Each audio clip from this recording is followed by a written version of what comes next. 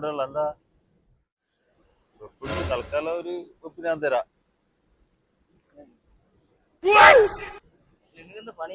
എനക്ക് കൂലിപ്പണിയാ.